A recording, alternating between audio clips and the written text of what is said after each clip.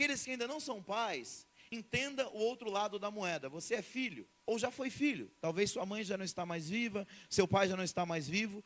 Mas os princípios que nós vamos ensinar aqui, é válido para cada família, é válido para cada lar.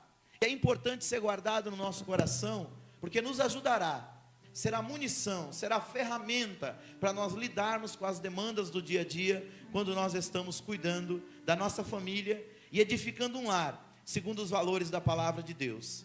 Queridos, o livro de Deuteronômio, a palavra Deuteronômio significa segunda lei. Por que segunda lei? Quem já leu a Bíblia sabe que o povo de Israel foi escravo no Egito durante mais de 400 anos. E um dia Deus levantou um homem chamado Moisés, e com poder e autoridade, vocês conhecem a história, ele entra na terra do Egito e resgata o povo de Israel. Não vou entrar nos detalhes, mas só para você entender, se situar, para entender o livro de Deuteronômio. Ele resgata Israel, e ele começa a conduzir Israel para uma terra que foi prometida a toda a descendência de Abraão, de Isaac e de Jacó. E quando ele está conduzindo aquele povo, a jornada que eles fariam para aquela terra prometida, que era a terra conhecida como Canaã, era uma jornada de dias. Mas essa jornada, por causa da rebeldia de Israel, durou 40 anos. A Bíblia nos diz que Israel, quando sai do Egito, Israel é liberto com a mão muito forte. Eles são libertos pelo poder de Deus, pela autoridade que Deus tinha dado a Moisés, e Faraó acaba deixando aquele povo ir. Vocês conhecem a passagem do Mar Vermelho, conhecem os milagres que Deus operou durante a travessia do Mar Vermelho, conhecem os milagres que Deus operou durante a caminhada no deserto. A Bíblia diz que o povo, quando tinha sede e não tinha um oásis perto, o povo por 2 vezes viu a água sair da rocha. A Bíblia diz ainda que esse povo viu cordonizes, um vento oriental bater, e muitas cordonizes caírem no chão, e eles pegavam com as mãos e se alimentavam daquelas cordonizes após prepará-las. Esse povo viu um pão cair do céu, que era o maná, todo dia pela manhã eles se levantavam e Deus fazia com que chovesse durante a madrugada um alimento que eles pegavam e se alimentavam dele, e ali eles passaram dias e mais dias com essa alimentação. Porém havia um problema: por mais que Deus abençoasse a nação de Israel, eles não conseguiam esquecer o Egito, eles não conseguiam esquecer o local de onde eles tinham saído. E nas comparações deles, eles comparavam o que havia de ruim no deserto com o que havia de bom no Egito.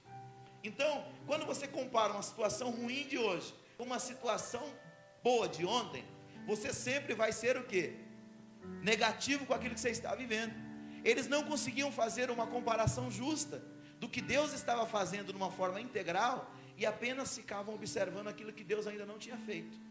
E chegou a um ponto que, devido à murmuração ser muito grande, Deus falou: olha, não dá mais para levar esse povo, só que eu tenho uma promessa. Eu jurei pelo meu próprio nome que eu introduziria o povo de Israel na terra prometida. Então o que eu vou fazer? Esse povo vai ficar dando voltas ao redor da terra prometida, até que todos aqueles que têm de 20 anos para cima morram, e a geração nova, que são os filhos, eles herdarão essa terra prometida. E assim aconteceu. O povo andava ao redor de Canaã, via a terra de Canaã, mas não podia entrar. Por quê? O povo era guiado de dia por uma nuvem. Uma nuvem, quando a nuvem parava, o povo parava. O acampamento era montado.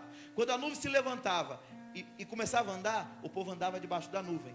À noite, a nuvem se tornava uma coluna de fogo. Para quê? Para aquecê-los, porque o deserto, ele é muito quente de dia, 40, 50 graus Celsius, mas de madrugada a temperatura é 20, 30 graus abaixo de zero. Então, o fogo tanto aquecia, como protegia eles das feras do deserto, porque o animal tem medo do fogo. Então Deus era maravilhoso, queridos, com eles.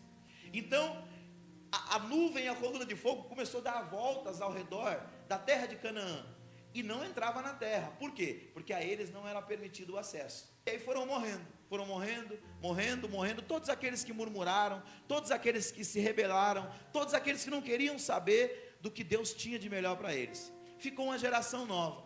Para essa geração nova, nessa época, o Moisés, que tirou o povo da terra do Egito com 80 anos, já tinha 120 anos. Diga, 120 anos. Com 120 anos, ele viu a terra, mas ele não pôde entrar. Por quê? Porque lá atrás ele desobedeceu a Deus também. Ele cirou, e quando Deus mandou ele falar com a rocha, porque a rocha daria água para o povo beber, ele bateu com o seu cajado na rocha. E aí Deus disse que ele não entraria. Mas pastor, o homem obedeceu tanto a Deus, e por causa de uma coisa que parece tão simples, Deus não permitiu que ele entrasse. Querido, aprenda uma coisa, isso são palavras de Jesus. Jesus disse assim: a quem mais é dado, mais será requerido.